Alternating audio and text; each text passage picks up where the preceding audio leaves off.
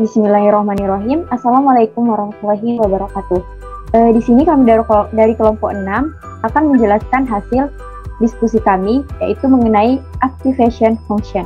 Di sini kami terdiri dari 3 anggota, yaitu yang pertama saya sendiri, Arum Putri Novianti, dengan NPM G1A018010. Yang kedua, Ristiana, dengan NPM G1A018018. Kemudian Fatma Juwita dengan NPM G1A018044. Nah, sebelum kita membahas lebih dalam, kita harus mengetahui pengertian dari fungsi aktivasi itu sendiri. Fungsi aktivasi adalah gerbang matematis di antara input yang memberikan makan neuron saat ini dan outputnya menuju lapisan berikutnya. Fungsi aktivasi juga memiliki pengaruh besar pada kemampuan jaringan neural untuk berkumpul dan kecepatan konvergensi. Atau dalam beberapa kasus, fungsi aktivasi mungkin mencegah jaringan saraf untuk berkumpul. Fungsi aktivasi juga membantu menormalkan keluaran dari masukan apapun dalam rentan antara 1 hingga -1 atau 0 hingga 1. Fungsi aktivasi terletak di tengah lapisan atau berada di antara input dan output.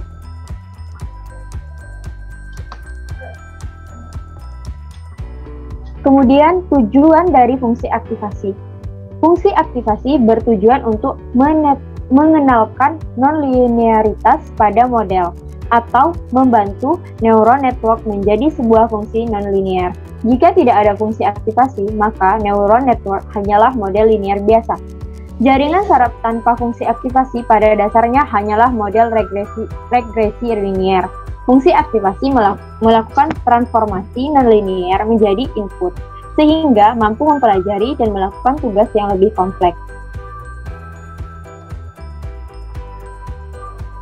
Nah, ini merupakan contoh gambar dari tujuan fungsi aktivasi itu sendiri. Yang pertama, lapisan 1. Z1 sama dengan W1X tambah B1. A1 sama dengan Z1. Lapisan kedua, Z2 sama dengan W2A1 tambah B2. A2 sama dengan Z2. Kemudian menghasilkan output Z2 sama dengan W2 dikali W1X plus B1 plus B2. Z2 sama dengan W2 dikali W1X, W1 dikali X plus W2 dikali B1 plus B2. Membiarkan W2 dikali W1 sama dengan W. W2 dikali B1 plus B2 sama dengan B. Hasil akhir Z2 sama dengan WX, W dikali X plus B, yang merupakan fungsi linear. Pengamatan ini kembali menghasilkan fungsi linear. Bahkan setelah menerapkan hidden layer, maka kita dapat menyimpulkan bahwa tidak peduli beberapa banyak hidden layer yang kita pasang di neural net tersebut, semua layer akan berperilaku sama karena komposisi dua fungsi linear adalah A fungsi linear itu sendiri. Fungsi aktivasi nonlinear akan membiarkan belajar sesuai dengan kesalahan WRT, perbedaan. Oleh karena itu diperlukan fungsi aktivasi. Kemudian selanjutnya akan dijelaskan oleh Saudari Restiana.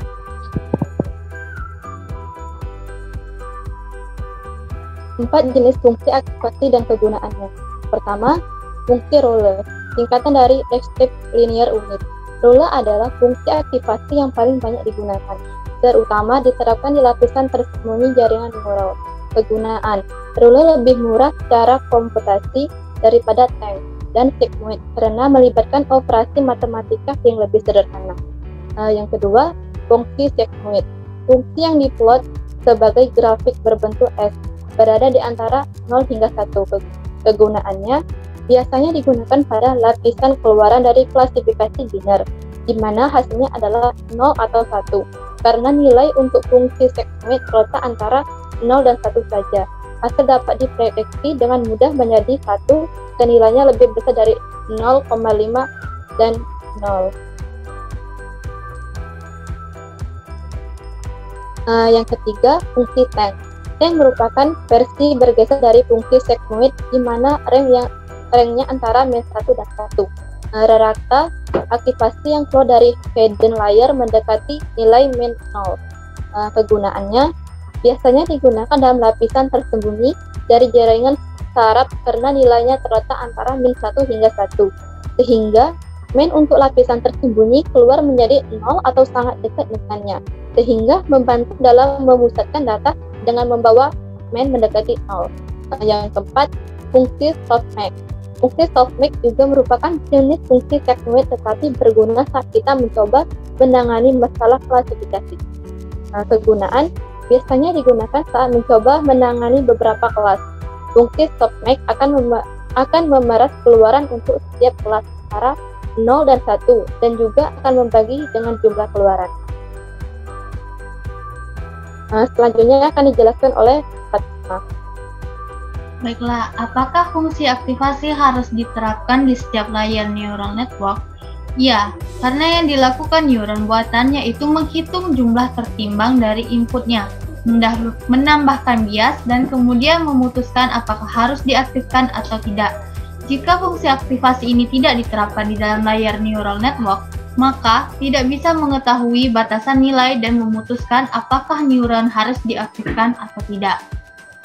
Lalu, pada dua contoh program yaitu regresi dan klasifikasi di tugas sebelumnya, di bagian mana fungsi aktivasi didefinisikan?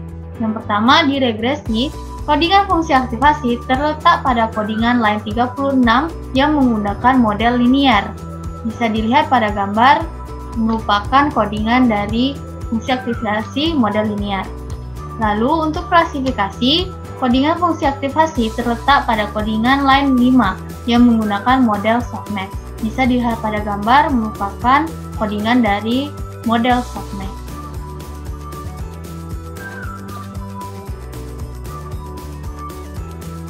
Baiklah, mungkin itu saja hasil presentasi dari kelompok kami. Apabila terdapat kesalahan, kami mohon maaf. Kami akhiri saja. Wassalamualaikum warahmatullahi wabarakatuh.